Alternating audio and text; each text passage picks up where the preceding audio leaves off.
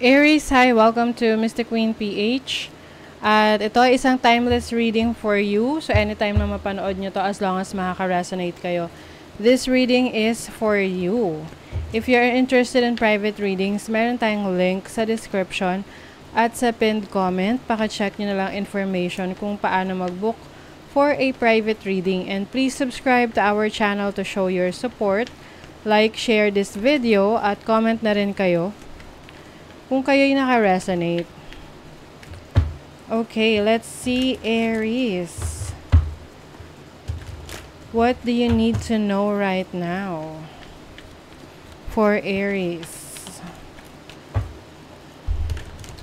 Any energies for Aries? What do they need to know right now? You have the Strength card. Pagkakaroon ng lakas ng loob sa iyong sitwasyon ngayon. Yung iba sa inyo, maaring, ito yung time na nagpapalakas ka ng katawan mo. For your health. For health reasons. Maaring nagji-gym ka, mas nagiging active ka ngayon.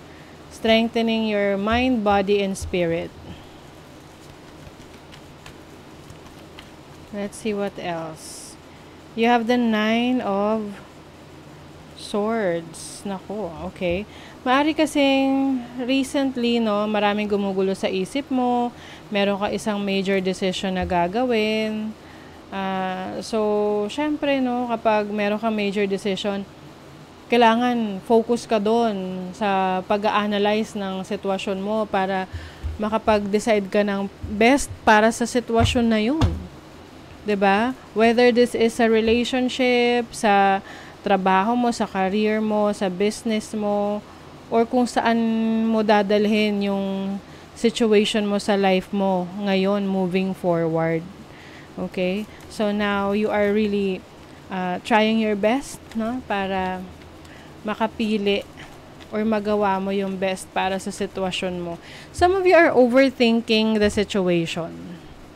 Minsan mahirap din pag masyado nating ino-overthink yung isang bagay kasi minsan kailangan simple lang at practical yung decision na kailangan nating piliin.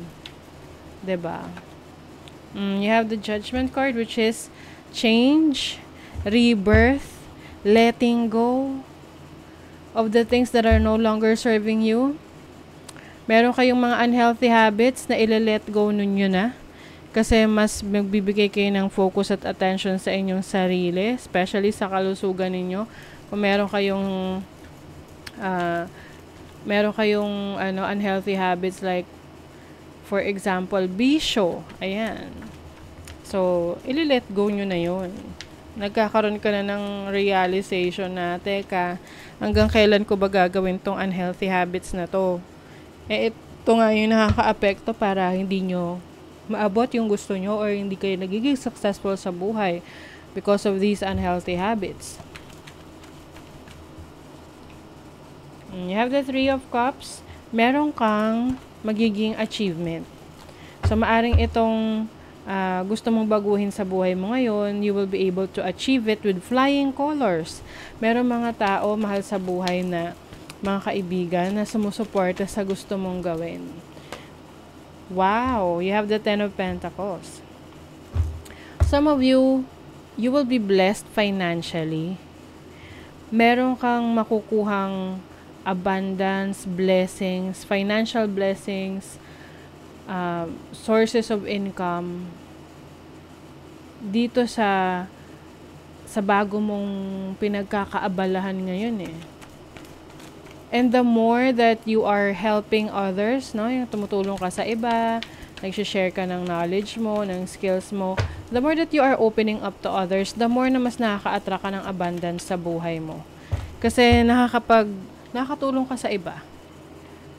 So, kumbaga yung energy niyan is very positive and also healing for others. Yung iba, maaring meron kayong may ari-arian kayo na pinag-iisipan nyo kung ibebenta nyo na, ili-let go nyo na. Pwede kasing meron kayong paggagamitan yan. Let's say for example, meron kang property, tapos bebenta mo kasi gusto mong magsimula ng negosyo. Some of you naman meron kayong marireceive na inheritance. Oh, you have the World. Ang ganda nito kasi this is accomplishment.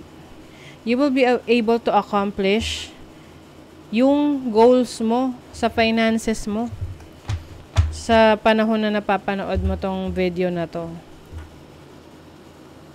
Yung iba, kung ang goal ninyo ay makapagtrabaho sa ibang bansa, there's also an opportunity for you there. Kailangan lang ayusin mo, asikasuhin mo, trabahuhin mo. I also see celebration Celebration dahil may na-accomplish ka. Yung iba sa inyo, kung napapanood nyo to na time na mag-e-exam kayo, at alam nyo naman sa sarili nyo na nag-aral kayo, nag-review kayo, kayo ay makakapasa doon. Let's see what else, Aries. Letting go. Yun ang sinasabi ko sa inyo, may ili-let go kayo na unhealthy. Anything that is no longer serving you. Willing ka nang mag-let go. You are now starting to trust yourself, believing in yourself. May paniniwala ka sa kakayanan mo, na kaya mo yan. Kaya mong i-let go kasi minsan di tayo nagle-let go kasi parang feeling natin di natin kaya na wala yun 'Diba? Now you are choosing to be healthier kasi nababalance mo na yung energy mo ngayon. Creativity, wow, very good. So this is about your talents, your skills, your imagination. Marami ka ngayong naiisip na mga ideas kung paano mo mas mapapaunlad yung sarili mo, mapapaunlad yung career mo, business mo. So, you are tapping into your creative talents and skills. And that is really good kasi, kumbaga parang yung energy of letting go, natatransmute nyo yan into something positive. Dahil meron kang outlet kung paano mo paano mo mailalabas yung creative side mo. And yung creative side mo na yan, that is going to bring you prosperity, abundance, money.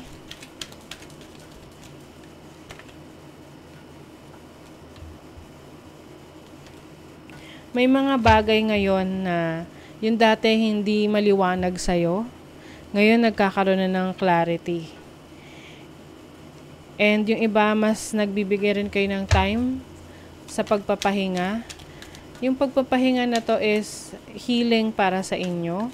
Relaxation. Pwedeng kayo ay magbabakasyon sa isang place na kung saan walang distraction, tahimik. Yes, you are also open to collaboration, co-creation, working with others, pagiging part ng isang team. Some of you, meron kayong talent sa entertainment. Content creation. Na kung saan ikaw ay humaharap sa maraming tao. Ayan. Nagpakita yung Phoenix, which is about rising from the ashes. So, kumbaga, nanggaling ka sa challenging situations before. Kumbaga, naabot mo yung na-hit mo yung rock bottom na parang feeling mo, wala nang opportunities for you. Pero, it's time to rise, no? Umaangat ka, nagtatransform ka. You are rising from the ashes and there's a new era. It's like a bagong version mo, Aries. Yan ang umaangat ngayon. It's beginning. You are transforming. There's rebirth. A brand new you. Na mas creative, mas loving, mas trusting.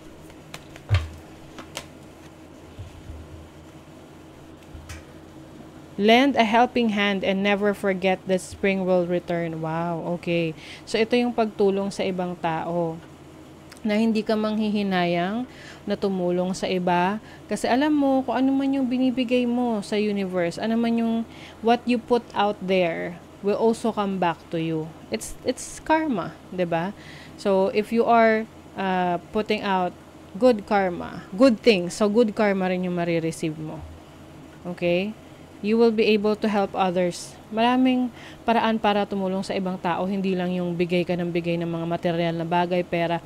Pwede ka rin tumulong sa pamamagitan ng pag-share ng knowledge mo, ng skill set mo, prayers, anything that will help someone sa kinalalagyan niya. At yun ay definitely babalik rin sa'yo as a blessing. Okay? So that is your reading, Aries. Thank you so much. See you again.